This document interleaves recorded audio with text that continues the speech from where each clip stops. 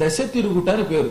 ఉదాహరణకి ఒక వ్యక్తి పుట్టినప్పటి నుంచి 10 ఏళ్ల వరకు పుణ్యమో పాపమో చేస్తే ఇది రాబోయే 10 ఏళ్లలో అనుభవిస్తాడు. 10 ఏళ్ల వరకు చేసిన పుణ్యపాపాలు 11వ సంవత్సరం నుంచి 20వ సంవత్సరం వరకు వీడిని పట్టుకుంటాయి.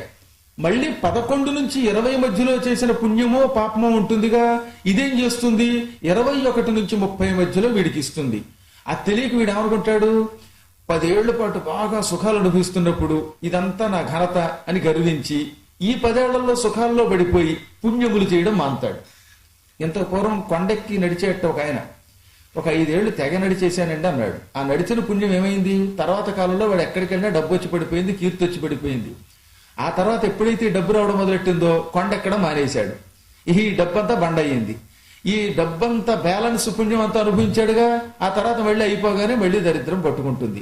అందువల్ల అనుక్షణం మనం గుర్తుపెట్టుకోవాల్సింది ఏంటంటే, మనం చేసే సత్కర్మలు ఇవాళ కాకపోతే ఇదివరకు చేసావు, అది ఇప్పుడు అనుభవిస్తున్నాం. ఇప్పుడు మళ్ళీ సత్కర్మాచరణ చేస్తే అది వెంటనే కాకపోయినా రాబోయే కాలంలో ఫిక్స్డ్ డిపాజిట్ మెచ్యూర్ అయినట్టు అవుతుందన్నమాట.